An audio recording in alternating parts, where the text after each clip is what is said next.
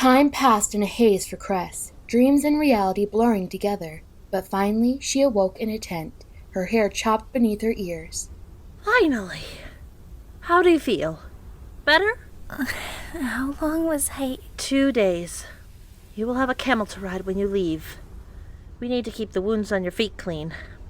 You were lucky we got to you before your infection. I'm Gina. Where's... my husband? By the fire. He's been entertaining us with tales of your whirlwind romance. Lucky girl. Cress! You're awake, finally. How do you feel? Oh, your fever's gone down. I was so worried. My dear Mrs. Smith, never scare me like that again. I'm sorry. I feel much better. You look much better. Or at least I assume you do. Could we have a minute alone, Gina? Of course. I'm sorry I slept so long. I'm just glad you're all right. I really was worried. Listen, I told everyone that once we get into town, we're going to call up my uncle in America and have him send transportation. So we won't be continuing on with them. And you think we'll be able to contact your crew? That's my hope. The ship doesn't have any tracking equipment. But given that you were able to find our location before, I thought that maybe you could think of some way to get a message to them. Cress? We're good, right? What do you mean? I was just thinking about, what you said out in the desert. I figured it was mostly the fever speaking. But even still, you're awfully sweet, Cress. I don't want to hurt you. You think I'm naive? Sure. A little. But mostly I just think I'm not the best person to demonstrate all the goodness humanity has to offer. I don't want you to be too disappointed when you realize that. I know you better than you think, Captain Thorne. I know that you're smart and brave and thoughtful and kind and... Charming and... Charismatic and... Handsome. Sorry, please continue. Perhaps more vain than I realized. For having such limited social experience, you, my dear, are an excellent judge of character. I don't need experience. You can try to hide behind your bad reputation and criminal escapades, but I can see the truth. That on the inside I'm really just a sappy, lovelorn romantic? No, that you're a hero. A hero? That's even better. And it's true. You're killing me, Cress. When have you seen me do anything that would be considered heroic? Rescuing you from the satellite was all Cinder's idea. And you're the one who kept us from crashing and got us through the desert. What about when you tried to raise money to help pay for android assistance for the elderly? That was heroic. And you were only 11. How did you know about that? I did my research. All right. I stole a necklace from my mom and tried to sell it. When I got caught, I figured they wouldn't punish me if they thought I was trying to do a good thing. I made it up. But if that's the case, what were you really going to do with it? Buy a hover racer toy. Boy, I really wanted that. Well, what about Kate Fallow? Who? When you were 13, some classmates stole her port screen and you stood up for her. Oh, that Kate Fallow. Wow, when you research, you really research, don't you? Actually, I did have a little bit of a crush on Kate Fallow. I wonder what she's up to these days. So? Don't you see how heroic that was? How selfless? How valiant? Yeah. I guess you're right. Maybe there's a little bit of hero in me after all. But really, Cress, only a little. Cinder pulled back the drapes and stepped into the shop, surveying the shelves of herbs and liquids. Jason limped in behind her. Welcome, Cinderling. Hi. Thank you. I'm here for some supplies. I was told you would have these things. You are brave and beautiful. What? Dr. Erlin had told her that the locals were grateful to her. She knew that they thought her brave, but beautiful. Ahem. I'll start looking, Cinder. My son was also conscripted to become a guard for Levana. They killed him and my husband when he refused. But your friend is one of the queens. I'm so sorry. But no. He's not anymore. Courage comes in many forms. You know about that. I guess so. Thank you for defying her in a way I never could. I hope you kill her. Do you carry painkillers? I will do this. I never realized Royal Guard was a mandatory position. Not for everyone. A lot of people want to be chosen. It's a big honor on Luna. Did you? Nah, I always wanted to be a doctor. So, who were you protecting What do you mean? when you were conscripted to be a Royal Guard? Who would Levana have murdered if you'd refused? Doesn't matter. They're probably gonna end up dead anyway. Maybe not. Levana doesn't know that you betrayed her yet. She could think I glamored you. That I'm forcing you to help us. And you think that'll make a difference? It might. So how does one get chosen to be a Royal Guard anyway? There are certain traits they look for. And loyalty isn't one of them? Why would it be? She can fake loyalty. It's like with your special op friend. He would have shown fast reflexes, good instincts, and some amount of common sense. Match him up with a thaumaturge who can turn him into a wild animal, and it no longer matters what he thinks or wants. He just does what he's told. I've seen Wolf fight it. A lot of good that seems to have done him. He'd rather fight and lose than become another one of her pawns. We all would. Good for you. Not everyone's given that option. Okay, clearly Levana didn't want you for your chattiness, so what were the traits you possessed that made her think you'd be a good guard? Our very weak minds. You're kidding. Nope.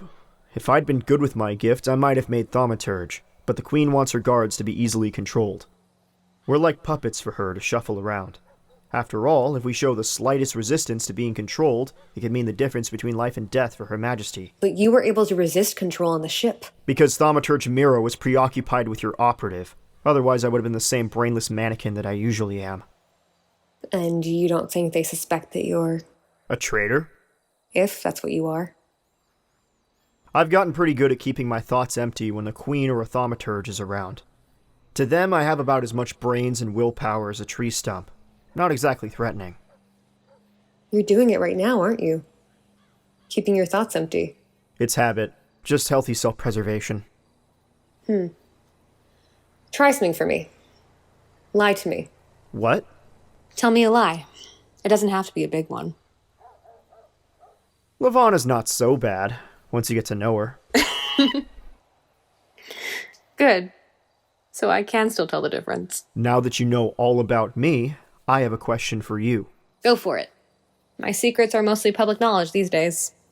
I may be able to hide my emotions from the Queen, but I can't hide the fact that I'm lunar and that I can be controlled by her. But when you first came to the ball, your gifts seemed non-existent. Honestly, I thought you were earthen at first. You may as well have been a shell for how powerless you were. Then, suddenly, your gift was practically blinding. Maybe even worse than Levana's. Gee, thanks. So how did you do it? How could you hide that much power? Levana should have known immediately. We all should have known. Now when I look at you, it's practically all I can see. Oh. Well, when they did my cybernetic operation, my guardian, he input some kind of bioelectrical security system. That's what he called it anyway.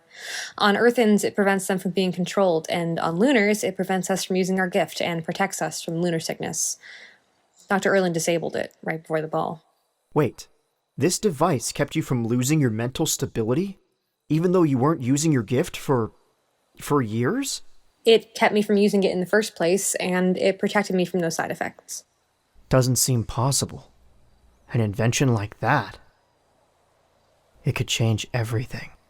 They soon returned to the rampion, and Jason worked at painting over the ship's signature decoration, Thorne's painting of the naked lady.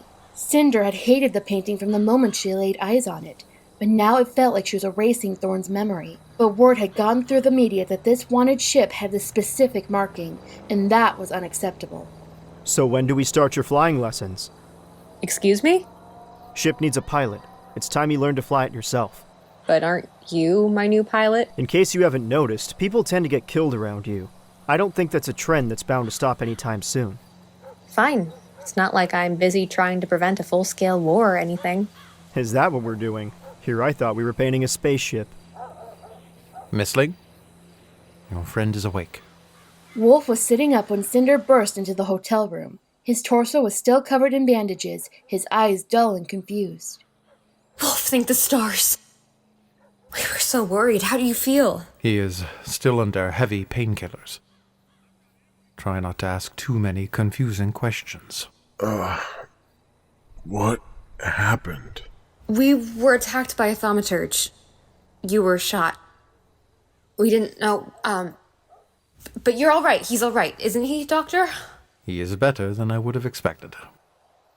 It seems you're on target to make a full recovery, so long as you can avoid reopening your wounds in the meantime. Where's Scarlet? I can't smell her. Like she hasn't been... Like she isn't here. Where is she? She's not here. The thaumaturge took her. During the fight on the ship. She was alive. I don't even think she was injured, but the thaumaturge took her aboard her pod ship. Jason thinks she needed her to pilot it. Wolf. How long? How long ago? 5 days. I'm sorry. But we will find her. We were trying to come up with some way to get to Luna, and we'll find her. We'll rescue her. Rescue her? You don't know what they'll do to her. What they've already done to her. It happened fast. One moment he was a broken man, crumpled over his own knees. The next he was on his feet, grabbing the frame of the bed and upending it against the wall. The medical kit crashed to the floor. The room shook. Cinder scurried backwards. The chaos quieted suddenly. Wolf froze, teetered on his feet, and fell on the floor. Dr. Irwin stood over his body, empty syringe in hand, glaring at Cinder. Wouldn't it be handy if we had someone with the mental faculties capable of controlling one of his kind when he goes on just that sort of tirade? I was getting around to it. Well, if I might make a suggestion, faster next time would be appropriate. Do you still have those tranquilizer darts I gave you? Oh, please. Do you have any idea how many times I've nearly died since you gave me those? They're long gone. I'll make you some more. I have a feeling you're going to need them. The camp guided Crest and Thorne through the Sahara, and then, at last... Do you hear that? What? Civilization. We made it! What does it look like? I don't know where to start. It looks so crowded. There are people and buildings and streets and trees. You just described every town on the planet. I'm sorry. Let me think. Most of the buildings are made of stone or maybe clay, and they're kind of a tan, peachy color. There are palms and a lake with boats in it, and so many trees and plants. And beyond the houses, I think they're growing crops of some sort. Oh, and animals too! How big is the city? Hundreds of buildings! Try to temper that enthusiasm, city girl. I told everyone that we met in Los Angeles. Right, sorry. It's just... We made it, Captain.